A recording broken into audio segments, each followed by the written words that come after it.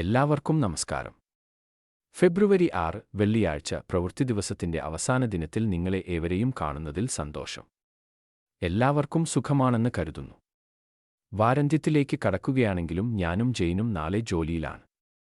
അതുകൊണ്ട് ശനിയും ഞായറും തത്സമയ സംപ്രേഷണം ഉണ്ടായിരിക്കില്ല. ഇനി തിങ്കളാഴ്ച കാണാം. വിഷയത്തിലേക്ക് കടക്കുന്നതിന് മുൻപ് ചിലരെ പരിചയപ്പെടുത്താനുണ്ട്. മെഗാൻ മിച്ചലിന്റെ ഇന്നലത്തെ വീഡിയോ എല്ലാവരും കാണണം. വിമർശകരെ എങ്ങനെ നേരിടാം എന്നതിനെക്കുറിച്ച് മികച്ച രീതിയിലാണ് അതിൽ സംസാരിക്കുന്നത്. അതുപോലെ ജിം ഹോക്കിൻസിന്റെ പുതിയ വീഡിയോയും ഉടൻ നമ്മുടെ ചാനലിൽ വരും.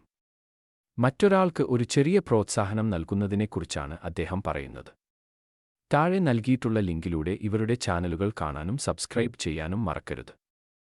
ഇന്ന് ജോലിസ്ഥലത്തായിരുന്നപ്പോൾ ക്രിസ് ജോൺസൺ വിളിച്ചിരുന്നു. നമ്മുടെ മോഡറേറ്റർ ഗ്രൂപ്പിലെ എല്ലാവരെയും കുറിച്ച് ഞങ്ങൾ സംസാരിച്ചു. അടുത്ത ആഴ്ച ഞാൻ ജോലി ചെയ്യുന്ന സ്ഥലത്തെക്കുറിച്ച് ഒരു വീഡിയോ ചെയ്യാൻ ക്രിസ് നിർദ്ദേശിച്ചു. ജോലിത്തിരക്ക് കുറഞ്ഞ ഒരു സമയത്ത് അത് റെക്കോർഡ് ചെയ്ത് നിങ്ങളെ കാണിക്കാൻ ശ്രമിക്കാം. ഇനി ഇന്നത്തെ പ്രധാന വിഷയത്തിലേക്ക് വരാം. മികച്ച വിജയം നേടുന്ന 1% ആളുകളുടെ ശീലങ്ങളെക്കുറിച്ച് നമ്മൾ സംസാരിക്കാറുണ്ടല്ലോ. അതിൽ ഏറ്റവും പ്രധാനപ്പെട്ടതാണ് നമ്മുടെ സുഹൃദ്വലയത്തെ നിയന്ത്രിക്കുക എന്നത്. നിങ്ങളുടെ ഏറ്റവും അടുത്ത വൃത്തത്തിൽ 2-5 ആളുകൾ മാത്രമേ പാടുള്ളൂ.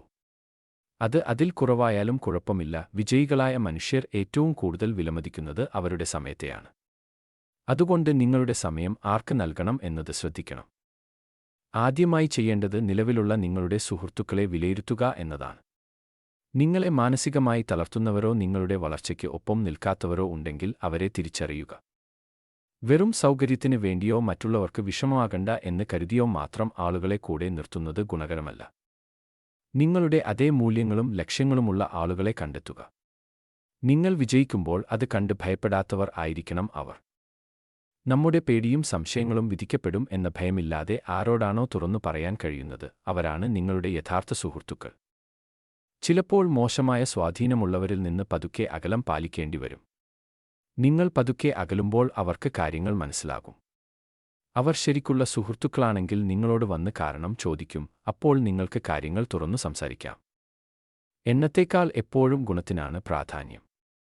നമ്മെ പ്രചോദിപ്പിക്കുന്ന വ്യക്തികളെയും വഴികാട്ടികളെയും നമ്മൾ മുൻകൈ എടുത്ത് കണ്ടെത്തണം. അവർക്ക് സന്ദേശമയക്കാനോ നേരിട്ട് കാണാനോ മടിക്കരുത്.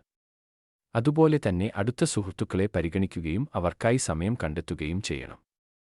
നിങ്ങളുടെ അടുത്ത സുഹൃത്തുക്കൾക്ക് ഉണ്ടായിരിക്കേണ്ട ചില ഗുണങ്ങൾ ഇവയാണ്. ഒന്നാമതായി, അവർക്ക് മുന്നിൽ നിങ്ങൾക്ക് നിങ്ങളായി തന്നെ ഇരിക്കാൻ കഴിയണം.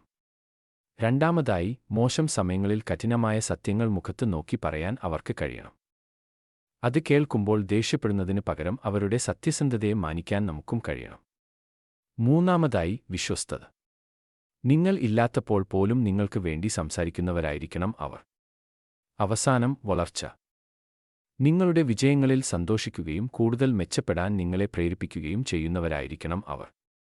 തത്സമയം പങ്കെടുത്ത Fatima, Levi, Rose, Jin, Megan, Jim തുടങ്ങി എല്ലാവർക്കും പ്രത്യേക നന്ദി അറിയിക്കുന്നു. കഴിഞ്ഞ ദിവസം ജന്മദിനം ആഘോഷിച്ച ഫാത്തിമയ്ക്ക് ആശംസകൾ. ജോണി ലിൻഡയുടെ പുതിയ പാട്ടും വരികളും വളരെ മികച്ചതാണ്. അത് തുടരുക. ജിം ഹോക്കിൻസിന്റെ വീഡിയോ 1 മണിക്കൂറിനുള്ളിൽ വരും. എല്ലാവരും കാണാം.